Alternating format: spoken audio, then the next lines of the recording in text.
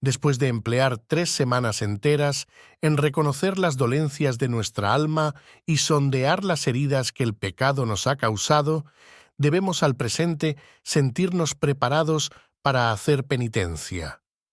Conocemos mejor la justicia y santidad de Dios, los peligros que corre el alma impenitente. Y para obrar en la nuestra, un retorno sincero y duradero, hemos roto con las vanas alegrías y futilidades del mundo. La ceniza se ha derramado en nuestras cabezas y se ha humillado nuestro orgullo ante la sentencia de muerte que ha de cumplirse en nosotros. En el curso de esta prueba de 40 días, tan largo para nuestra flaqueza, no nos abandonará la presencia de nuestro Salvador, el cual parecía haberse sustraído a nuestras miradas durante estas semanas pasadas, en que no resonaban más que maldiciones lanzadas contra el hombre pecador. Pero esa sustracción nos era beneficiosa, era propia para hacernos temblar al ruido de las venganzas divinas. El temor del Señor es el principio de la sabiduría, y por habernos visto sobrecogidos de miedo, se despertó en nosotros el sentimiento de la penitencia. La penitencia estriba en la contrición del corazón y mortificación del cuerpo. Estos dos elementos le son esenciales. El corazón del hombre ha escogido el mal, y el cuerpo ha prestado ayuda para perpetrarle. Estando, por otra parte, compuesto el hombre de uno y otro, ha de unirlos en esta lucha interna que a Dios tributa como homenaje. El cuerpo ha de participar necesariamente de las delicias eternas o de los tormentos del infierno. No hay, por tanto, vida cristiana completa ni tampoco expiación acabada si el alma no participa en una u otra.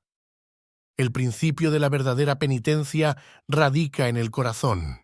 Nos lo enseña el Evangelio en los ejemplos del hijo pródigo, del publicano Zaqueo y de San Pedro. Es necesario que el corazón rompa en absoluto con el pecado, que amargamente le deplora, que conciba horror hacia él y que evite las ocasiones de pecado. Para expresar esta disposición, se sirve la Escritura de una expresión que, aunque usada en estilo cristiano corriente, refleja admirablemente el estado del alma sinceramente segregada del pecado. La llama conversión.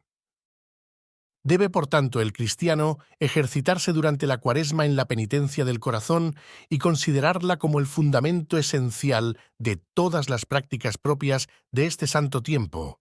Sería, sin embargo, ilusoria esta penitencia si no se asocia la ofrenda del cuerpo a los sentimientos interiores que la penitencia inspira. No se contenta el Salvador en la montaña con suspirar y llorar nuestros pecados, los expía por el sufrimiento de su cuerpo. Y la Iglesia, intérprete infalible de él, nos advierte que no será aceptada la penitencia de nuestro corazón si no la unimos a la práctica exacta de la abstinencia y del ayuno. Cuán disparatada es, pues, la ilusión de tantos cristianos honrados que piensan ser irreprensibles, sobre todo al olvidar su vida pasada o compararse con otros, y que, satisfechos de sí mismos, jamás piensan en los peligros de llevar hasta el fin de sus días una vida así de autoindulgente. No piensan ya en los pecados de otros tiempos. ¿No los han, por ventura, confesado sinceramente? ¿La forma como llevan luego su vida no es acaso prueba de su virtud sólida? ¿Qué problemas tienen entonces con la justicia de Dios? En consecuencia, se les ve solicitar regularmente todas las dispensas posibles en Cuaresma. Sin embargo, la abstinencia les incomoda, el ayuno es incompatible con la salud, así como los quehaceres y costumbres del día se interponen en su camino. Ergo, no tienen la real intención de ser mejores que fulano o de tal o de cual que no ayuna ni guarda abstinencia. Y, como son incapaces de tener siquiera la idea de suplir con otras prácticas de penitencia a las prescritas por la Iglesia, sucede que sin darse cuenta e insensiblemente llegan a no ser ya cristianos. Entonces, como hijos de la Iglesia, aspiren a alcanzar esa paz de conciencia que es patrimonio exclusivo del alma penitente de verdad. La inocencia perdida se recobra por la confesión humilde del pecado cuando va acompañada de la absolución del sacerdote, pero han de esquivar el peligroso prejuicio de que nada queda ya por hacer después del perdón. Recordemos esta grave sentencia del Espíritu Santo en la Escritura: del pecado perdonado no quieras nunca estar sin miedo. Por lo tanto, la certeza del perdón debe correr en paralelo con el cambio del corazón. Nadie sabe si es digno de amor o de aversión, dice también la Escritura. Luego, puede esperar ser digno de amor el que siente dentro de sí mismo que no le ha desamparado el espíritu de penitencia. Entremos, pues, resueltos a la vida santa que abre a nuestros ojos la Iglesia, y hagamos fecundo nuestro ayuno por los otros dos medios que Dios nos propone en los libros de la Sagrada Escritura: oración y limosna. Cabe señalar que, por la palabra ayuno, la Iglesia entiende todas las obras de mortificación cristiana, mientras que en la palabra oración se encierran todos los ejercicios piadosos con que el alma se dirige a Dios.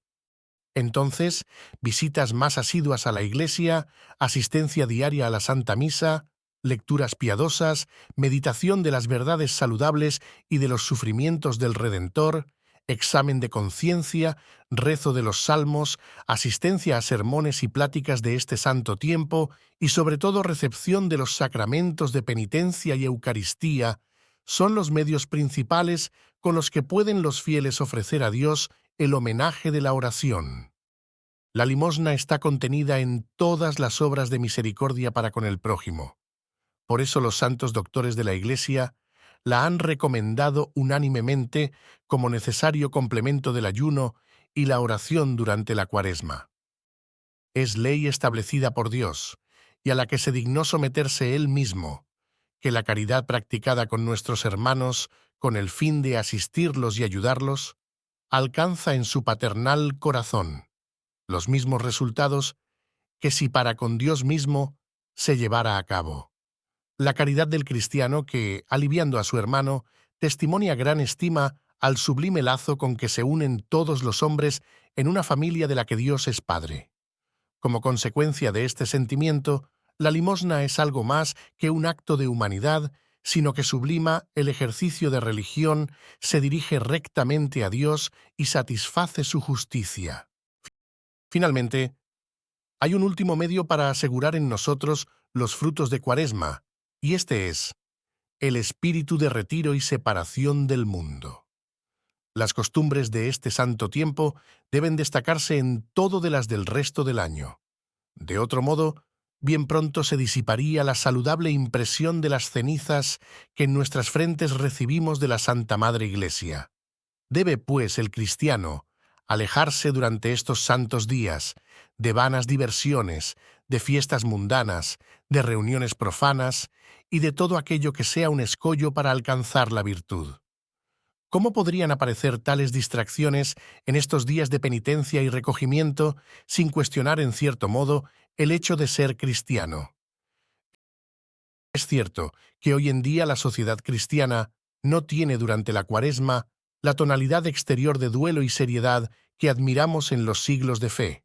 Sin embargo, de Dios al hombre y del hombre a Dios, nada ha cambiado. Recordad que, si no hacéis penitencia, todos pereceréis. Pero hay pocos que hoy prestan atención a estas graves palabras y por eso muchos se condenan.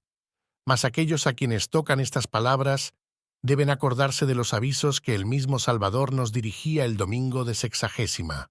Nos decía que una parte de la semilla es pisoteada por los viandantes o devorada por los pájaros del cielo, otra seca por la aridez de la piedra en que cae, otra, por fin, ahogada entre cardos y espinas. No escatimemos, por tanto, cuidado alguno para llegar a ser esa buena tierra en que no solo es recibida la simiente, sino que fructifica el 100 por 1 para la cosecha del Señor que ya se acerca.